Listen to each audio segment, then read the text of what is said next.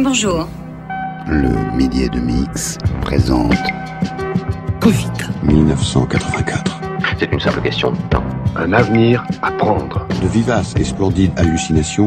J'ai eu un rêve qui questionne les modèles dominants. Covid 1984. Pourquoi s'exciterait-on sur Big Brother, les 2 minutes de haine et tout le reste de leur foutu baliverne? L'enjeu n'est pas d'obéir à Big Brother. L'enjeu est d'aimer Big Brother. Covid 1984. On est tous embarqués dans la même histoire. Winston se demanda de nouveau pour qui il écrivait son journal. Le moment est maintenant venu de réfléchir sur l'avenir de l'homme et de notre société. Sur l'histoire des mouvements sociaux, sur l'histoire des mouvements de résistance, sur l'histoire des mouvements qui contestent quelque chose qui nous est imposé. Pour l'avenir, pour le passé, pour un âge qui pourrait n'être qu'imaginaire. Pour bâtir une sorte de compréhension collective, une sorte de mémoire politique pour garder des traces. Covid 1984. Feuilleton radiophonique, création sonore. Réalisé par le ministère de l'Amour. Winston s'arrêta d'écrire. Il ne savait ce qui l'avait poussé à déverser ce torrent d'absurdité.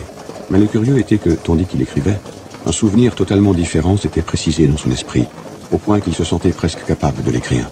Il réalisait maintenant que c'était à cause de cet autre incident qu'il avait soudain décidé de rentrer chez lui et de commencer son journal ce jour-là. Épisode 2. Et Thatcher. Cet incident avait eu lieu le matin au ministère, si l'on peut dire d'une chose si nébuleuse qu'elle a eu lieu. Il était presque 11 heures, et au commissariat aux archives, où travaillait Winston, on tirait les chaises hors des bureaux pour les grouper au centre du hall, face au grand télécran, afin de préparer les 2 minutes de la haine. Winston prenait place dans un des rangs du milieu quand 2 personnes qu'il connaissait de vue, mais à qui il n'avait jamais parlé, entrèrent dans la salle à l'improviste. L'une était une fille qu'il croisait souvent dans les couloirs. Il ne savait pas son nom, mais il savait qu'elle travaillait au commissariat au roman. Il l'avait parfois vue avec des mains huileuses et tenant une clé anglaise. Elle s'occupait probablement à quelques besognes mécaniques sur l'une des machines à écrire des romans. C'était une fille d'aspect hardi, d'environ 27 ans, aux épais cheveux noirs, au visage couvert de taches de rousseur, à l'allure vive et sportive. Winston l'avait détestée dès le premier coup d'œil. Il savait pourquoi. C'était à cause de l'atmosphère de terrain de hockey, de bains froids, de randonnées en commun, de rigoureuse propreté morale qu'elle s'arrangeait pour transporter avec elle. Il détestait presque toutes les femmes, surtout celles qui étaient jeunes et jolies. C'étaient toujours les femmes, et spécialement les jeunes, qui étaient les bigotes du parti. Avaleuses de slogans, espionnes amateurs, dépisteuses d'hérésie. Mais cette fille en particulier lui donnait l'impression qu'elle était plus dangereuse que les autres. Une fois, alors qu'ils se croisaient dans le corridor, elle lui avait lancé un rapide regard de côté qui semblait le transpercer et l'avait rempli un moment d'une atroce terreur. L'idée lui avait même traversé l'esprit qu'elle était peut-être un agent de la police de la pensée. C'était à vrai dire très improbable. Néanmoins, il continuait à ressentir un malaise particulier, fait de frayeur autant que d'hostilité, chaque fois qu'elle se trouvait près de lui quelque part.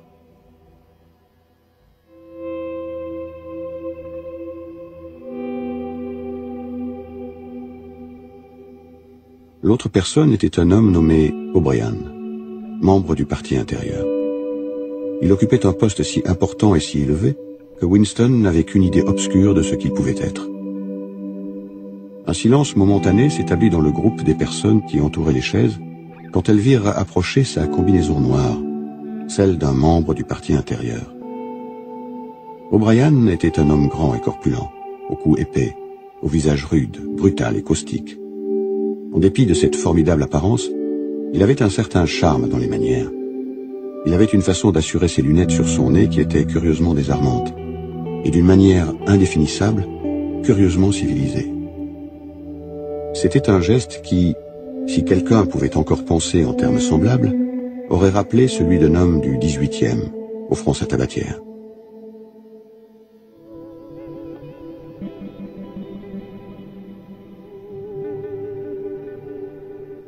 Winston avait vu O'Brien une douzaine de fois peut-être, dans un nombre presque égal d'années.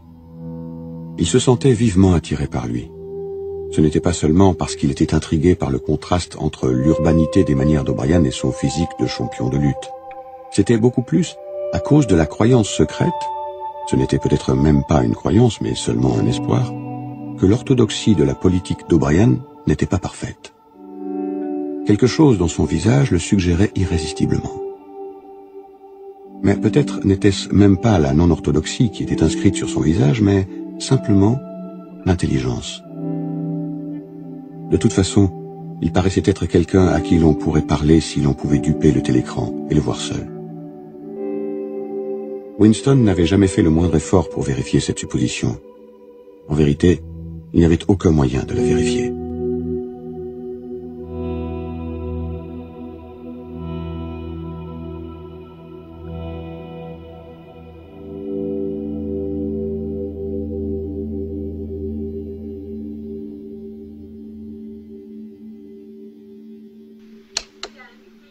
De la victoire à 21h30.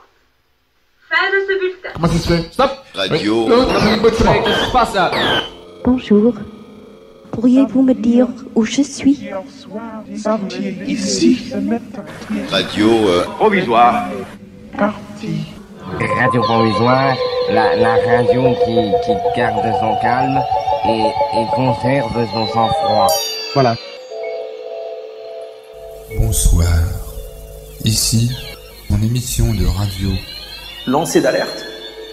Spécialement créée pour tous les pays du monde opprimés. L'activité surréaliste, malgré son intention fondamentale de changer la vie, a eu sa principale application dans l'art et l'écriture poétique. Un jugement sur le sens du surréalisme est donc un jugement de la culture moderne et des modifications survenues à travers le mouvement historique particulier du surréalisme. Le dadaïsme peut être considéré comme le moment de la fin de la culture dominante, de la culture bourgeoise. Le premier conflit mondial et Dada sont plutôt deux produits contemporains des contradictions extrêmes d'une société. Aussi longtemps que l'irremplaçable critique des armes n'aura pas ruiné l'infrastructure économique d'exploitation, une sorte de post-faste culturel survivra dans la répétition. Cependant, les nouvelles forces productives condamnent, avec les anciens rapports de production, tout le spectacle culturel qui les accompagnait.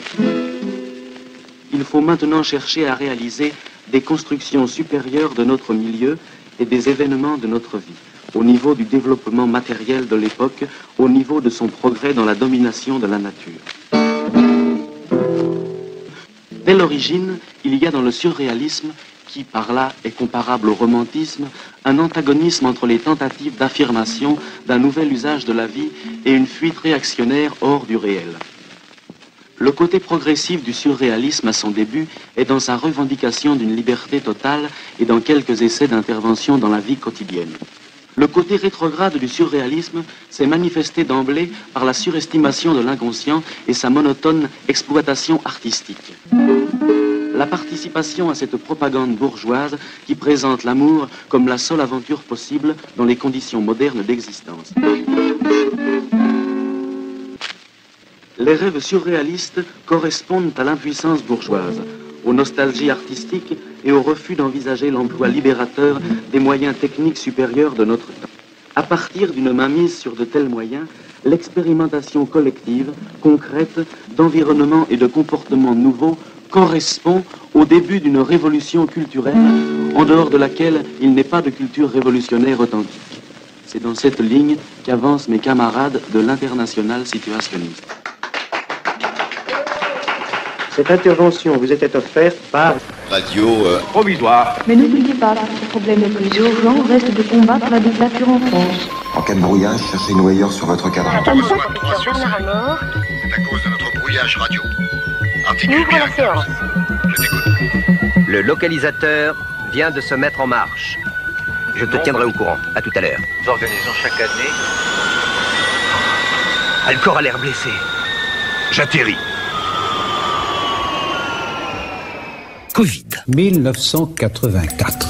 Feuilleton radiophonique. O'Brien, à ce moment, regarda son bracelet-montre, vit qu'il était près de 11 heures et décida, de toute évidence, de rester dans le commissariat aux archives jusqu'à la fin des 2 minutes de la haine. Il prit une chaise sur le même rang que Winston, 2 places plus loin. une petite femme rousse qui travaillait dans la cellule voisine de celle de Winston, les séparait. La fille aux cheveux noirs était assise immédiatement derrière eux. L'assistance fit alors éclater en chœur un chant profond, rythmé et lent. B, B, B, B, B, B. Encore et encore, très lentement, avec une longue pause entre le premier B et le second. C'était un lourd murmure sonore, curieusement sauvage, derrière lequel semblait retentir un bruit de pieds nus et un battement de tam-tam. B, B, B, B. Le chant dura peut-être 30 secondes. C'était un refrain que l'on entendait souvent au moment d'irrésistibles émotions. B, B. C'était en partie une sorte d'hymne à la sagesse et à la majesté de Big Brother, mais c'était plus encore un acte d'hypnose personnelle, un étouffement délibéré de la conscience par le rythme. B, B, B, B, l'emplissait toujours d'horreur. Naturellement, il chantait avec les autres. Il était impossible de faire autrement. Déguiser ses sentiments, maîtriser son expression, faire ce que faisaient les autres étaient des réactions instinctives. C'est exactement à ce moment-là que la chose significative arriva, si en fait elle était arrivée. B, B, B, B, l'emplissait toujours d'horreur. B, B, B, B, l'emplissait toujours d'horreur. Son regard saisit un instant celui d'O'Brien. O'Brien s'était levé. Il avait enlevé ses lunettes et, de son geste caractéristique, il les rajustait sur son nez. Mais il y eut une fraction de seconde pendant laquelle leurs yeux se rencontrèrent. Et dans ce laps de temps, Winston sut, il en eut l'absolue certitude, qu'O'Brien pensait la même chose que lui. Un message clair avait passé. C'était comme si leurs deux esprits s'étaient ouverts et que leurs pensées avaient coulé de l'un à l'autre par leurs yeux. « Je suis avec vous », semblait lui dire O'Brien. « Je sais exactement ce que vous ressentez. Je connais votre mépris, votre haine, votre dégoût. Et ne vous en faites pas. Je suis avec vous. » L'éclair de compréhension s'était alors éteint et le visage d'O'Brien était devenu aussi indéchiffrable que celui des autres. C'était tout. Et Winston doutait déjà que cela se fût passé. De tels incidents n'avaient jamais aucune suite. Leur seul effet était de garder vivace en lui la croyance, l'espoir, que d'autres que lui étaient les ennemis du parti. Peut-être les rumeurs de vastes conspirations étaient-elles après tout exactes. Peut-être la fraternité existait-elle réellement. Ce n'était que des suppositions. Il avait probablement tout imaginé. Il était retourné à son bureau sans avoir de nouveau regardé O'Brien. L'idée de prolonger leur contact momentané lui traversa à peine l'esprit. Cela aurait été tout à fait dangereux, même s'il avait su comment s'y prendre. Pendant 1, 2 secondes, ils avaient échangé un regard équivoque, et l'histoire s'arrêtait là. Même cela, pourtant, était un événement mémorable, dans la solitude fermée où chacun devait vivre. Bon. B, B, B, B.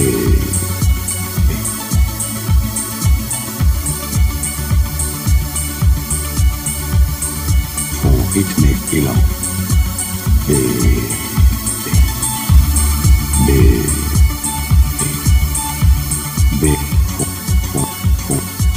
fond rythmé et lent. B, B, B, B, fond rythmé et lent. B, B, fond rythmé et lent. B,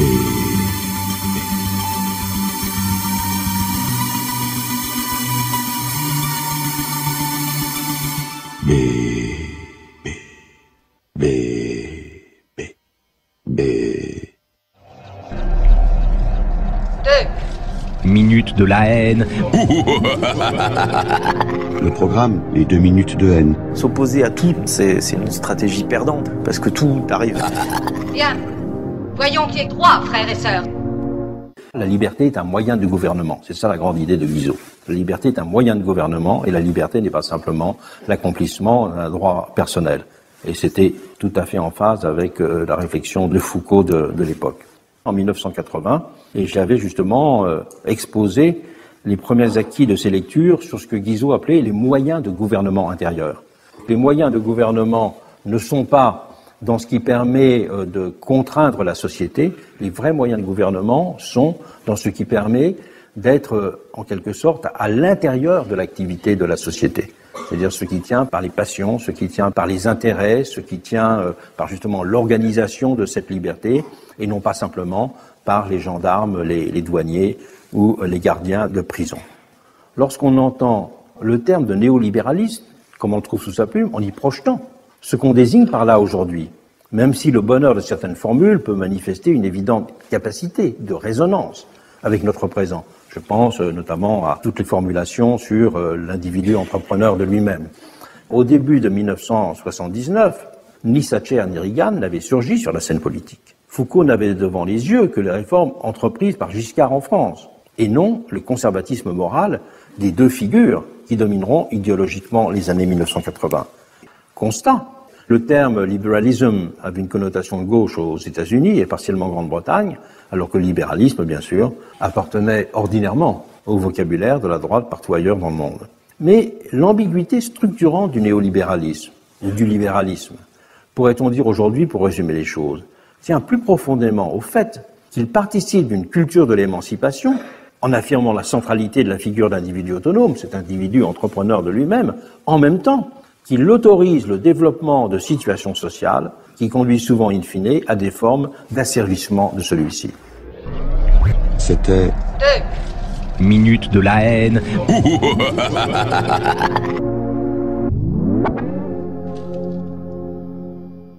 Winston se réveilla et se redressa. Il éructa. Le gin lui est remonté de l'estomac. Son attention se concentra de nouveau sur la page. Il s'aperçut que pendant qu'il s'était oublié à méditer, il avait écrit d'une façon automatique. Ce n'était plus la même écriture maladroite et serrée.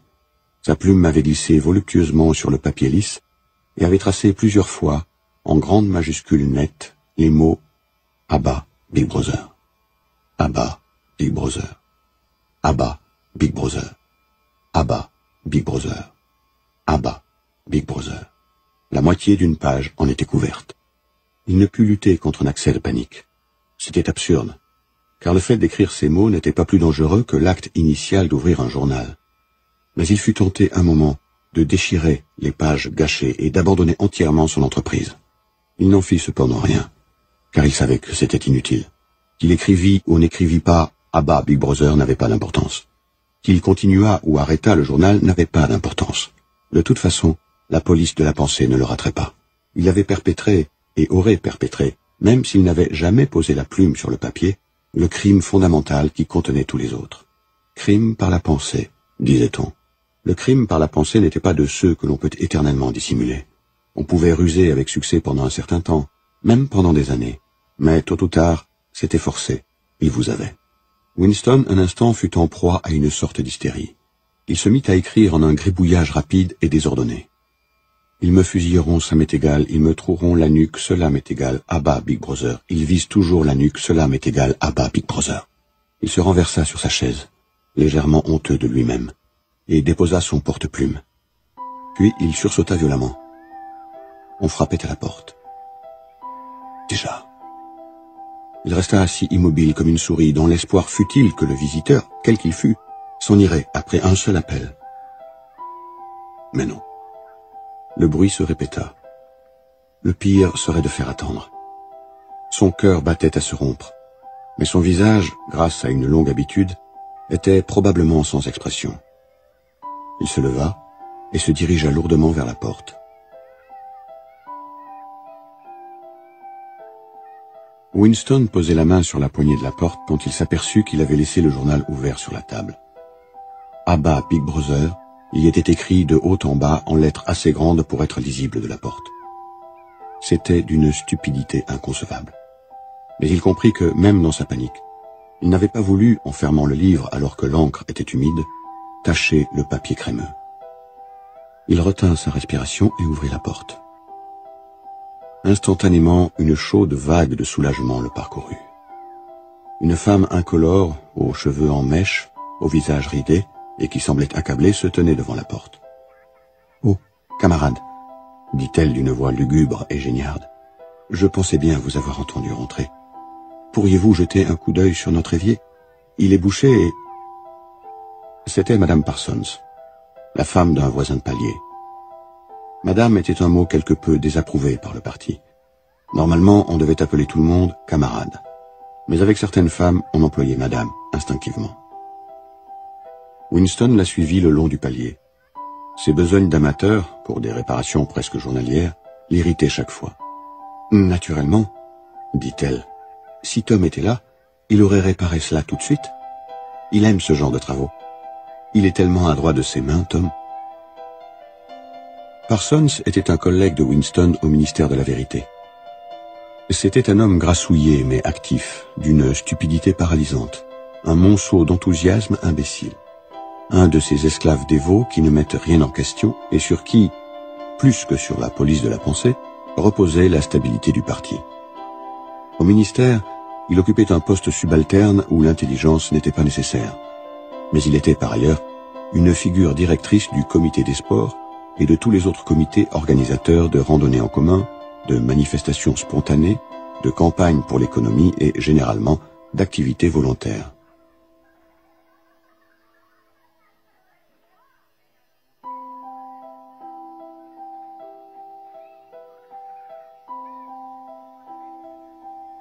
« Avez-vous une clé anglaise ?» demanda Winston qui tournait et retournait l'écrou sur le joint. « Une clé anglaise ?» répéta Madame Parsons immédiatement devenue amorphe. « Je ne sais pas. Bien sûr, peut-être que les enfants... » Il y eut un piétinement de souliers, et les enfants entrèrent au pas de charge dans le living room en soufflant sur le peigne. Madame Parsons apporta la clé anglaise.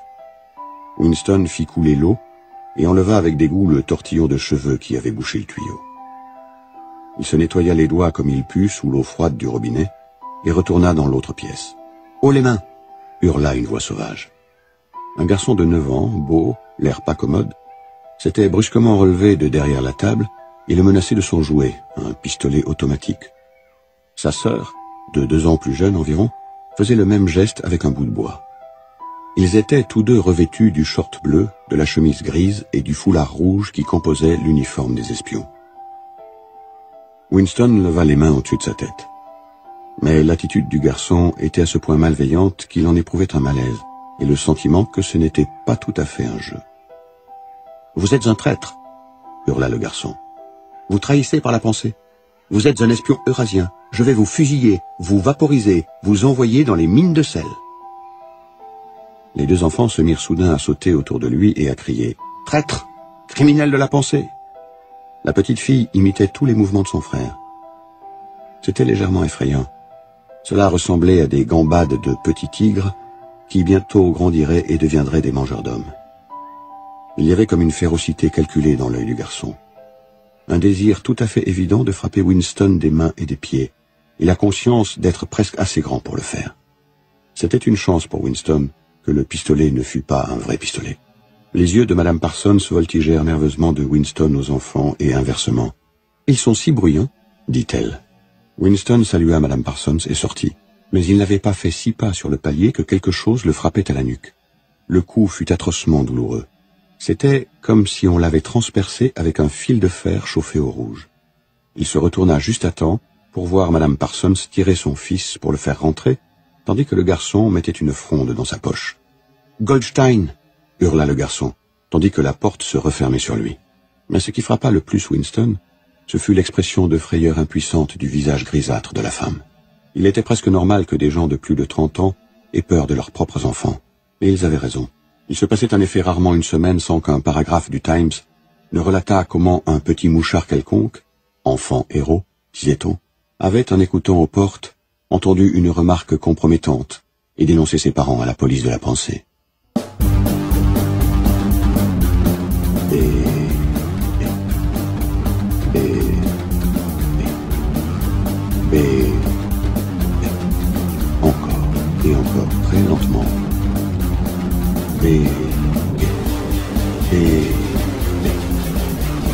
Abba, Big Brother. Abba, Big Brother. Abba, Big Brother. Abba, Big Brother. Abba, Big Brother. Abba, Big Brother.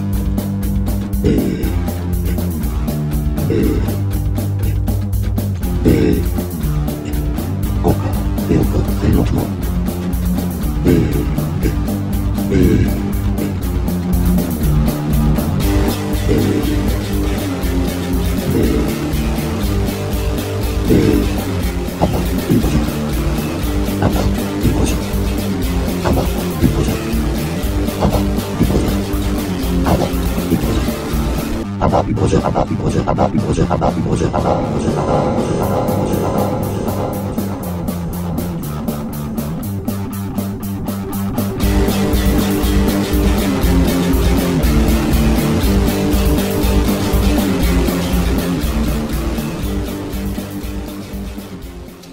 La brûlure causée par le projectile s'était éteinte. Winston prit sa plume sans entrain. Il se demandait s'il trouverait quelque chose de plus à écrire dans son journal. Tout d'un coup, sa pensée se reporta vers O'Brien. Winston n'avait jamais pu savoir avec certitude si O'Brien était un ami ou un ennemi. Même après le coup d'œil de ce matin, il était encore impossible de le savoir. Cela ne semblait pas d'ailleurs avoir une grande importance. Il y avait entre eux un lien basé sur la compréhension réciproque qui était plus important que l'affection ou le rattachement à un même parti. Nous nous rencontrerons là où il n'y a pas de ténèbres, avait dit O'Brien. Winston ne savait pas ce que cela signifiait. Il savait seulement que, d'une façon ou d'une autre, cela se réaliserait.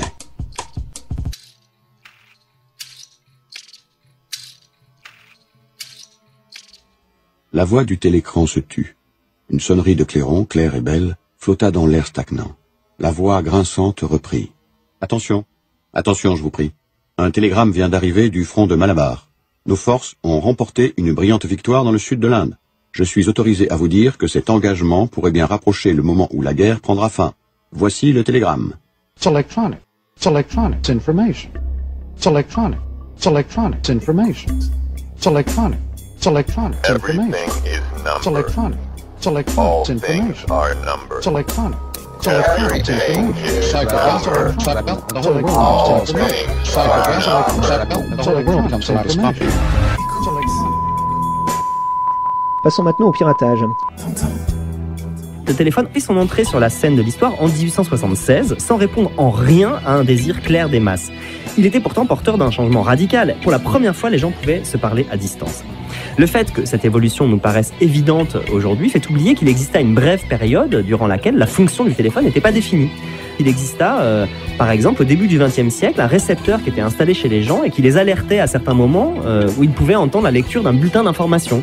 Une sorte de téléphone comme un diffuseur à sens unique, une sorte de proto-radio. Il est étonnant à quel point les phénomènes attribués à l'Internet ont eu leur pendant avec le téléphone. L'usurpation d'identité sur Internet, par exemple, elle a été une des préoccupations importantes à l'arrivée du téléphone dans les foyers et la possibilité pour n'importe qui d'appeler en se faisant passer pour quelqu'un d'autre. Même chose pour les spams ou pour le hacking qui avaient leur pendant avec le téléphone. On se souvient que Steve Wozniak a d'abord inventé ou popularisé un outil pour pirater les lignes de téléphone avant de fonder Apple. Avec la société qu'elle a formée, c'était moi d'abord société. Moi, je sais, j'ai un oncle qui était qui travaille dans les mines au nord d'Angleterre. Là, la vie c'était dur. Alors dire à lui qui est mort d'une maladie des poumons très jeune, dire à lui que oui, vous avez le droit de faire votre propre chemin, vous êtes libre de gagner beaucoup d'argent, etc. Ça aurait été impossible.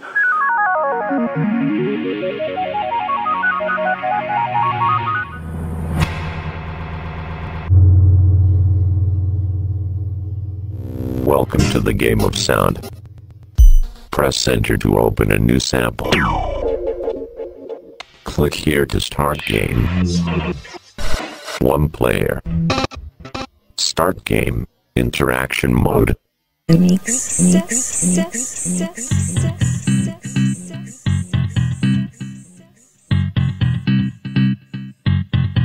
Margaret Thatcher nous rappelle qu'on ne peut pas dépenser plus que l'on gagne, et puis c'est valable aussi pour la Grèce, c'est valable aussi pour la France. Et le jour où ces États auront appris à faire un budget comme toutes les familles sont tenues de le faire et feront attention à ce qu'ils gagnent et commenceront à comprendre que l'argent qu'ils dépensent c'est pas leur mais celui de leurs contribuables, et bien ils pourront être un petit peu plus comme la Suisse et ne seront pas dictés par leurs prêteurs, parce que quand on dépend des gens qui nous prêtent de l'argent, bien vous en êtes un petit peu dépendant. Vous pourrez être indépendant vis-à-vis de la finance, vis-à-vis des gens qui ont les moyens, vis-à-vis des gens qui en produisent, et peut-être mener une politique un petit peu plus sereine. C'est vers cette voie-là que Margaret Thatcher a conduit l'Angleterre, et je suis heureux de voir que nous avons heureusement en Suisse encore un gouvernement qui nous maintient sur cette voie-là, qui est à mon avis la bonne.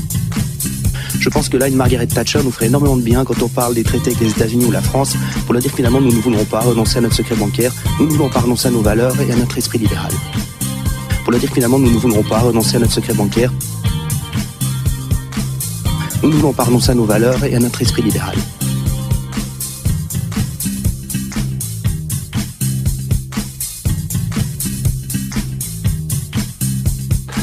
La Suisse est depuis toujours, en tout cas depuis le recel en faveur de Hitler, la complicité des banquiers suisses avec les monstres nazis, mais plus encore après cette complicité avec les kleptocrates du tiers-monde, on dit ça ne peut pas continuer comme ça.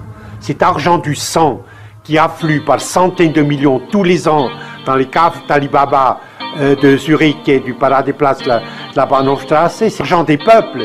Et c'est des enfants qui meurent de faim au Congo parce que Mobutu a des milliards de francs suisses au Crédit Suisse, par exemple. Et donc, il y a eu une sourde révolte inspirée par la morale dans le peuple suisse. Et de cette indignation qui s'est coalisée un peu, finalement, une initiative populaire constitutionnelle est née pour la reformulation du secret bancaire, pas pour l'abolition totale, pour la reformulation du secret bancaire, notamment pour arrêter l'argent du sang. Et nous avons eu la votation populaire en 1984. Les banques ont mobilisé des millions et des millions et des millions de propagande adverse avec les arguments habituels, l'AVS va disparaître, le chômage de masse va s'installer, etc., etc. Et nous avons fait 18%.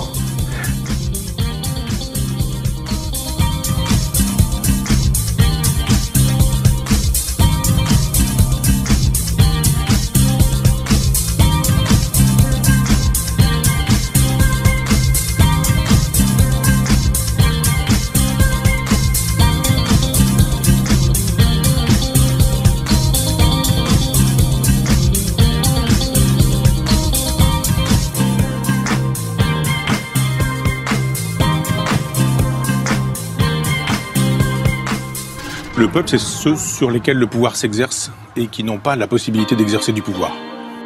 Il y a un État profond. L'État profond, c'est effectivement ceux qui exercent le pouvoir. Donc de fait, les banquiers, les puissants, les éditorialistes, les éditeurs, tous ces gens qui effectivement ont du pouvoir. Et cet État, il dirige effectivement un peuple, voire un petit peuple qui lui n'a pas de pouvoir. Ce sont des catégories, mais je les rassemble en même temps. Mais il y a dans le peuple un sous-prolétariat et un prolétariat. Ceux qui descendent dans la rue défendent leur retraite, ils ont raison en même temps. Je rappelle ça que les gilets jaunes ne possèdent rien, juste leur force de travail. D'autres possèdent quelques avantages et ils ont intérêt à les défendre parce que je pense effectivement que les gens de l'État profond ont intérêt à taper sur ceux-là plutôt que d'aller taper sur d'autres. England is a bitch. A brief history. The coal miners' strike of 1984 to 85 was a major industrial action affecting the British coal industry. People to people. This time, the filmmakers from Sheffield go to South Yorkshire and hear the views of striking miners and their families on the 3-month-old miners' strike. United will never be defeated! The miners united will never be defeated! The miners united will never be defeated!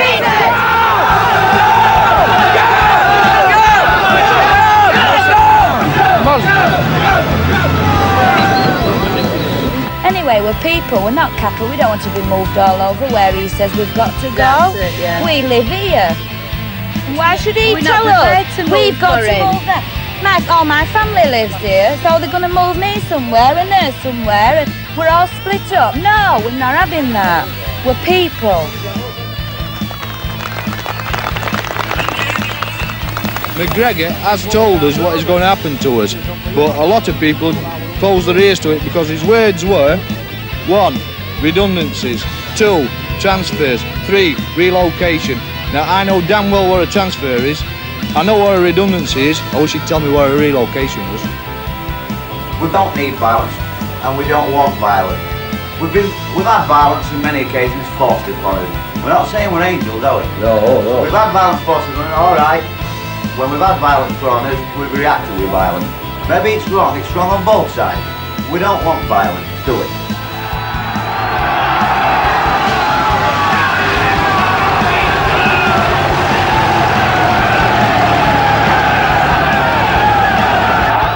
When Selby starts turning coal out, 10 million tonne a year, them not spend back start looking out for the jobs because they'll lose them.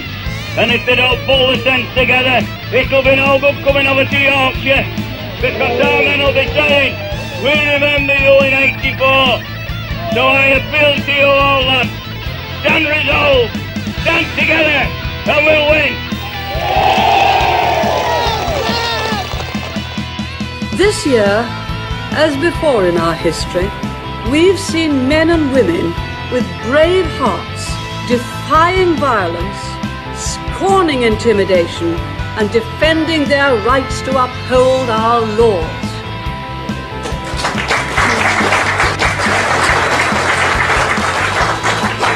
By their action, we have seen a new birth of leadership in Britain. And that is the most important thing, the most enduring thing that is going to come out of this coal strike. A new birth of leadership. A new birth of leadership. A new birth of leadership. You've only got the minority of miners now, what are too frightened to stand up and fight for their rights and their beliefs. I mean, I've got no children, but I mean, I am still fighting for a future, for a better future, for people other than myself, for your bairns, for your children's bairns, for people who are growing up and leaving school and wanting to create a better life for themselves. A better life.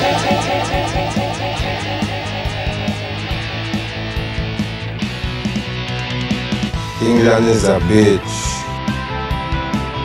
When we just come to London town, we used to work on the underground. But working on the underground, you don't get to know your way around. England is a bitch. There's no escaping it. England is a bitch. There's no running away from it.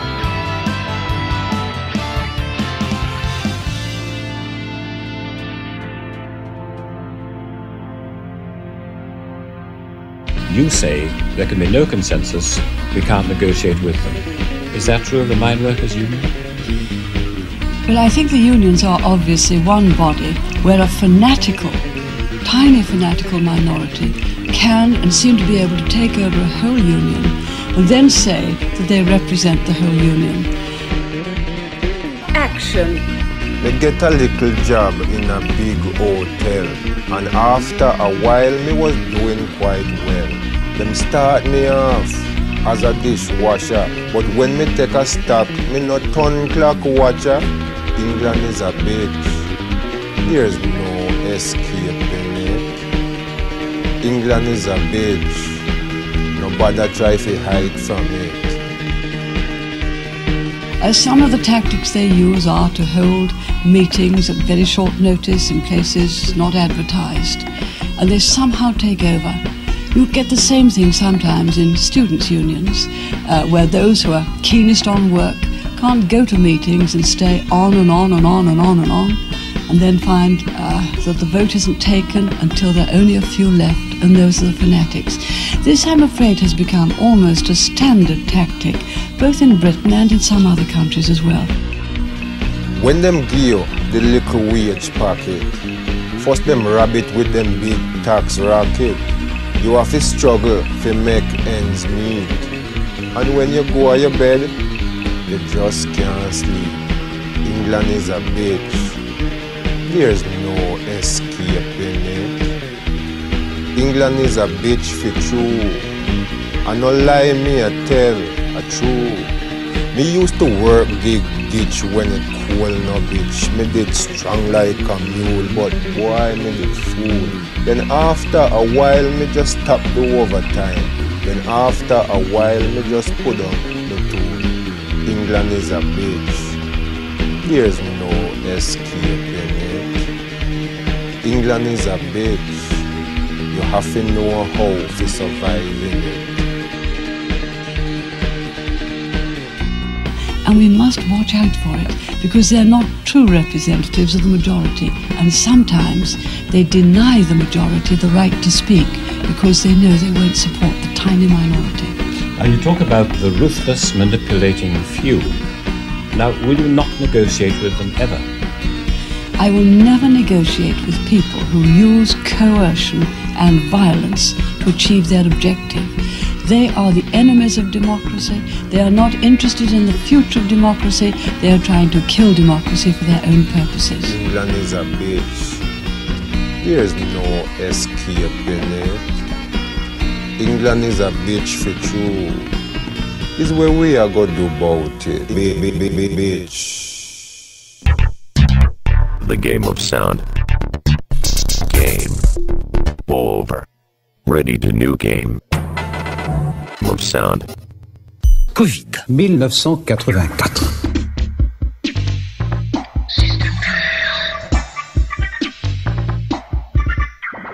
Appendice. Les principes du novlangue. Les mots novlangue étaient divisés en 3 classes distinctes.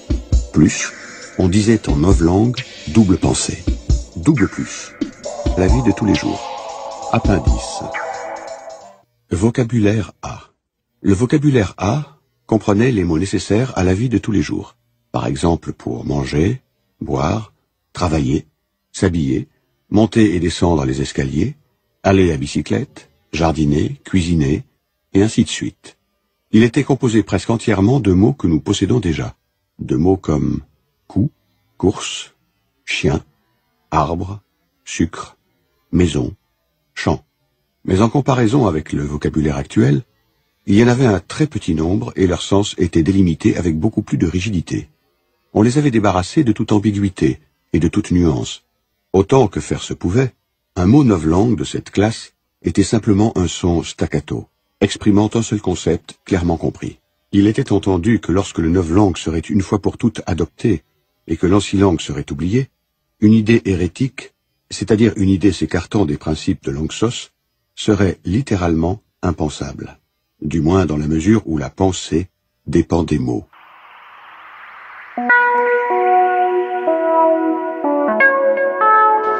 Avez-vous vu la 10e édition du dictionnaire de novlangue? Le plus gros problème, calquer la langue au rythme du progrès scientifique. Le dictionnaire Smith, quelle belle chose que la destruction des mots. Le dictionnaire. Démocratie. Implicitement, la démocratie se définit comme une technologie légitime de la prise de décision. Technologie avec les mécanismes de vote, de la délégation, de la délibération, est légitime parce que fondée sur le principe de l'approbation par les intéressés selon différentes modalités.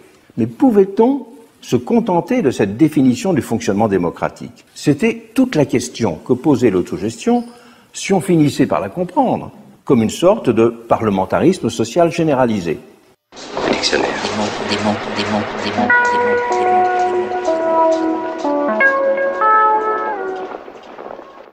En l'an 1984, le novlangue n'était pas la seule langue en usage.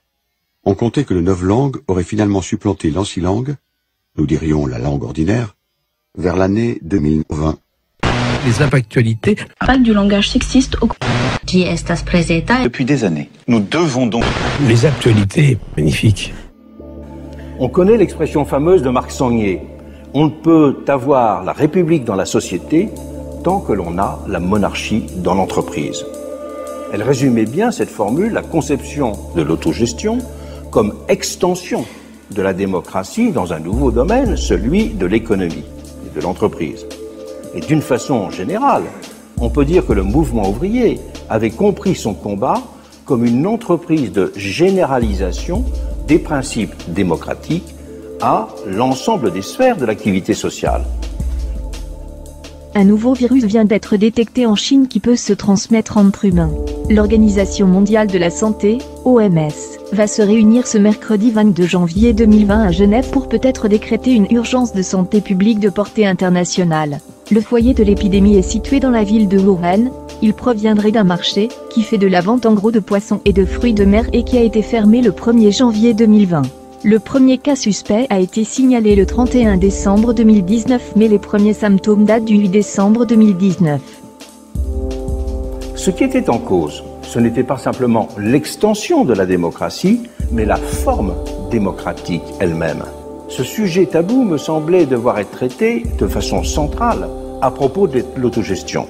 Alors même que l'on commençait à contester la légitimité de la démocratie représentative parlementaire dans sa sphère strictement fonctionnelle, il semblait encore plus problématique d'appliquer ce modèle au fonctionnement de l'entreprise. Il apparaissait ainsi que c'était à une redéfinition lucide des conditions générales d'exercice de la démocratie qu'il fallait s'atteler. Et l'on voyait bien là que l'on ne pouvait pas se contenter de souhaiter vaguement plus de démocratie participative, directe, référendaire, démocratie d'assemblée aussi, pour traiter cette question. Selon le maire de Wuhan, le bilan est passé ce mardi 21 janvier 2020 à 6 personnes mortes. Le premier décès a eu lieu le 9 janvier 2020, le deuxième le 15 janvier 2020. Au 21 janvier 2020, il y a eu 77 nouveaux cas recensés en Chine, soit un total de 291 cas et 922 patients sont en observation. 3 patients étrangers ont été contaminés, 2 Thaïlandaises, dont une hospitalisée le 8 janvier 2020, et un Japonais, hospitalisé le 10 janvier 2020, qui s'était rendu à Wuhan. Le 22 janvier 2020, ont été diagnostiqués un premier cas à Taïwan et un premier cas hors d'Asie, aux États-Unis, près de Seattle. D'un autre côté, la question de l'extension démocratique était occultée par une vision trop schématique des blocages qui s'y opposaient, en supposant qu'il suffisait de faire sauter un verrou central, que celui-ci soit la question de la propriété ou le pouvoir d'État, on finissait par oublier la finalité derrière la condition. Et surtout, on pensait implicitement que la vie démocratique irait de soi dès que ces fameux blocages auraient été dépassés. Selon la ministre de la Santé, Agnès Buzyn, le risque est peu probable mais pas impossible que le coronavirus puisse atteindre la France et des mesures ont été prises aux aéroports pour éviter toute contamination. Des biologistes chinois ont réussi à isoler le virus impliqué. Il s'agit d'un coronavirus, appelé 2019. Les autorités chinoises l'ont placé dans les maladies infectieuses de classe B, c'est-à-dire les moins graves, mais avec des mesures de prévention et de surveillance utilisées pour les maladies de classe A, les plus graves, comme la peste et le choléra. Les exemples de ce que j'ai alors appelé les phénomènes d'entropie démocratique étaient nombreux. Degré de participation à des assemblées générales qui décroissaient avec le temps, rapport mandaté-mandataire qui tendait à se transformer en rapport dirigeant-dirigé, autonomisation progressive du délégué qui s'instituait du même coup en pouvoir séparé et peu contrôlable, etc.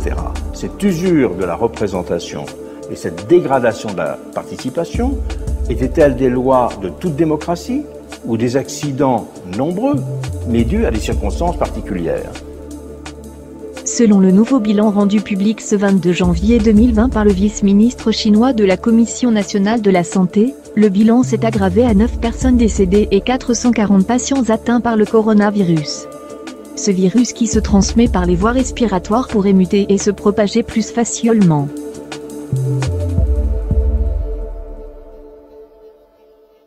Coupé. C'était Covid 1984. Mutabilité du passé. Celui qui a le contrôle du passé a le contrôle du futur. Celui qui a le contrôle du présent a le contrôle du passé. J'ai eu un rêve que les médias, ça parlerait un petit peu des gens. Covid 1984. On sait tout de vous. Big Data is watching nous. Prochain épisode du feuilleton. Nous y reviendrons la prochaine fois. Covid 1984, réalisé par le ministère de l'Amour.